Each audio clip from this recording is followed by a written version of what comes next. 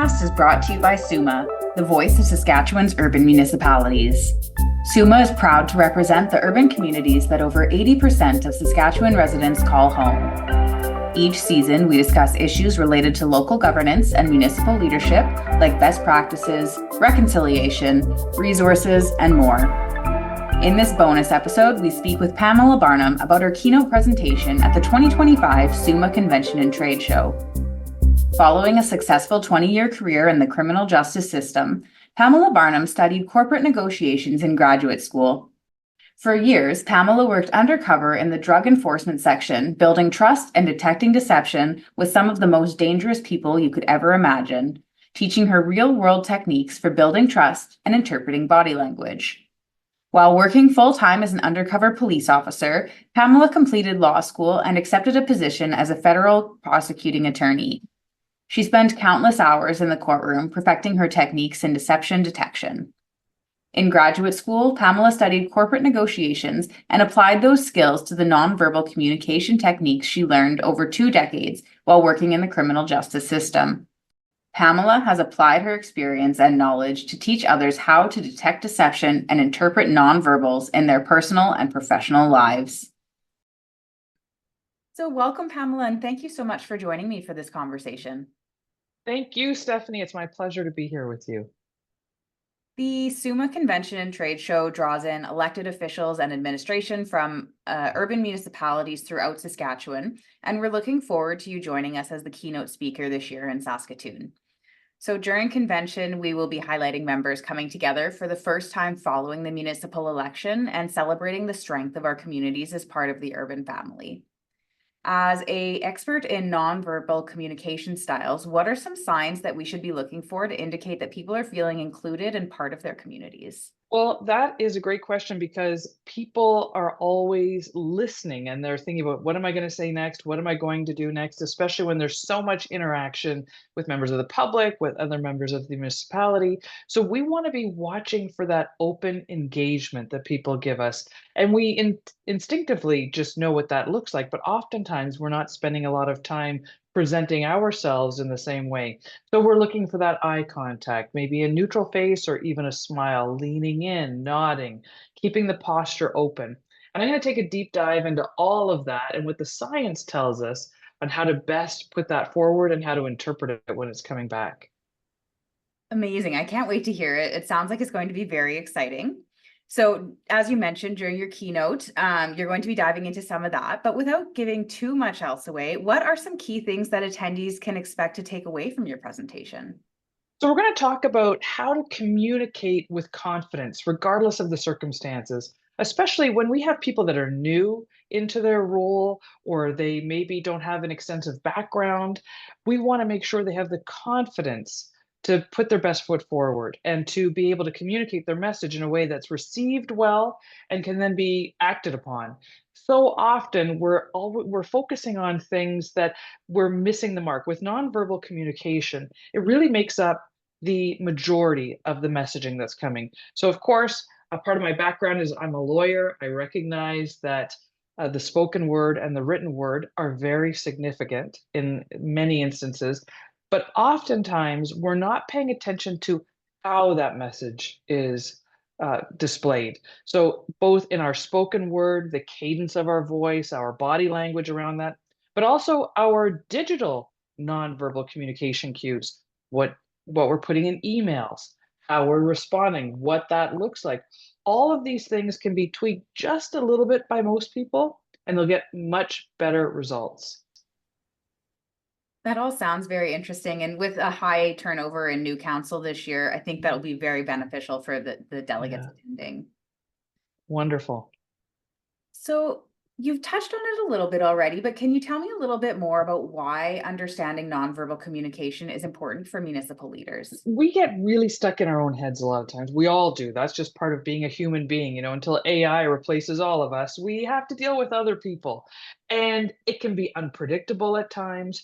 And I think we can all say there's probably been a meeting or two or a conversation that we've had where we walked away feeling that it went really well. Things were going to, it was all going to work out. People were going to honor what they said they were going to do, all of those things, only to find out the complete opposite happens.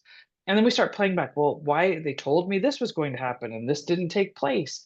But when we really focus on those nonverbal cues, when we're present and paying attention in real time, we can make some shifts and adjustments so we have a clear understanding of what the real message is that's coming.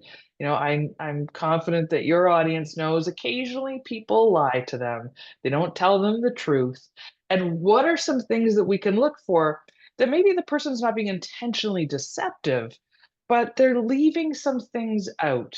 And when we don't have all of that information, it makes it really difficult to act. So I want to give people the tools and strategies they need. Number one, to give the best first impression that is the most trustworthy, confident, married with warmth, because that's where trust exists at the crossroads of confidence and empathy. We want to have a mixture of that. And then we want to be able to decode the messaging that's coming back in real time. And then the cherry on top will be I'm going to give a few deception detection tactics that are backed by science that we can use in our day to day workplace that'll make things much easier moving forward for people. From the smallest villages to the largest cities, every day your urban municipality supports you. The water that travels from tap to sewer, the emergency services that keep you safe, the parks, libraries, and rinks that you enjoy. Our cities, towns, villages, resort villages, and northern municipalities are urban hubs bringing people together. We are urban. Celebrate your municipality as part of the urban family. It sounds like it's going to be very beneficial. And you touched on it a little bit earlier that you have a background in law as a lawyer and as well as an undercover police officer. How do you take your experiences in the justice system and apply that to what you've learned to other areas? Well, people are people, and whether you're a drug dealer, a council member, a CEO of a company, a parent, we all communicate. We all have certain things that are very similar. And oftentimes we're not paying as much attention to that, especially when we're really focused on the outcome. We start playing in our mind what we want to say next. I think we've all been there. And especially as a lawyer, you think about, oh, how do I cross examine and move this person over here and get them to think about this? But what I have found to be even more effective is when we are very present and in the moment and watching for those cues and also listening for the cues, that regardless of what your career is, what your background is, you will be a much more effective communicator if you're not paying attention to those things. So the thread that runs through all of my career is 20 something years in the criminal justice system, and of course now as an expert in nonverbal communication and trust strategies, I see from the research and from my own personal experience that thread of when we have trust, when we have the things that go into building and establishing and maintaining trust, our message comes across and we are able to be much more successful in all of the things we're doing, both personally and professionally. So what was it that motivated you to share some of those experiences that you've had and what you've learned with others? Yeah, it came across as a complete accident. Of course, I mentioned I was a government employee for a couple of decades, and you really get into that routine. And I would be out with friends who worked in different private sector companies and organizations, and they would say, come speak to my team, my group about these things that we'd be chatting about, communications, negotiations. And I thought, no, that's not what I do. That's not who I am. And then I really, got a taste for it. I did a couple of conferences and I loved it. I loved really getting in with a lot of people from all sorts of different backgrounds. It allowed me to continue researching and just being with people who are interested and have a thirst for that type of information. So that's how I transitioned. Now, as long as I can get to an airport, I can get to work. So it's been really great. That's wonderful. And I'm sure your audiences really appreciate you taking the time to share what you've learned with them as Yeah, well. it's been fun.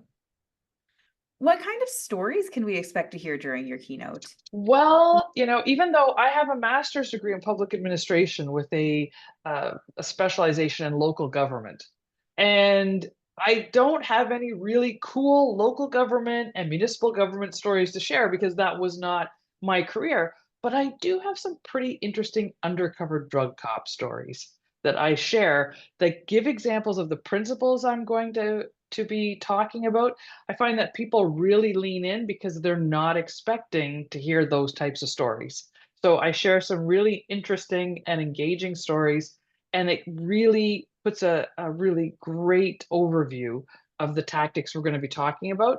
And we have a lot of fun while we do it. I also do some interactive things, which people really enjoy. So for those introverts or people who don't love to do the group stuff, let me promise you, you are going to have a fun time. I guarantee it. And I bring a prize. So there's that as well. I mean, who can say no to a prize, Who right? can say no? A freebie is a freebie. Well, it sounds like it's going to be a wonderful presentation.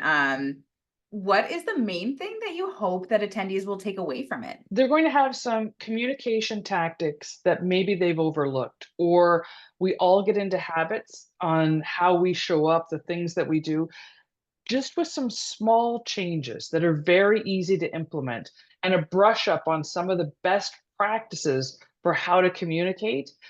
People will be able to get their messaging across to team members with more ease. They'll get greater buy-in from their stakeholders because we know when we have a great communicator in front of us, we're a lot more likely to go along and see the vision that they see. We've all dealt with people who are not great communicators, and even if their ideas are great, they don't get the buy-in because they're not communicating it effectively. So that is my goal, more effective communication strategies that people can use and make authentic to who they are so that they translate very easily for everyone around them. Perfect. That sounds like it's going to be very beneficial. I know being an effective communicator as an elected official is something that can be very, very helpful. Yes, absolutely. So I wanted to thank you so much for taking the time to speak with me today, Pamela. This has been an engaging conversation, and I'm looking forward to hearing your keynote during the 2025 SUMA Convention and Trade Show on April 14th in Saskatoon. Do you have any final comments that you'd like to leave our listeners with? Well, I'm excited to see everyone there. Please come with a lot of questions. Be open to seeing things from a bit of a different perspective. And I promise you, we're going to have a great time together. This brings us to the end of another episode of MuniCast. Thank you for listening in. Stay tuned for more bonus episodes coming your way soon. Starting in March, we'll be launching Season 8, where we will be discussing key components of SUMA's core advocacy issues. Is your municipality a SUMA member? Did you know elected officials and staff have access to resources, meeting and webinar recordings, templates, and more through the member portal?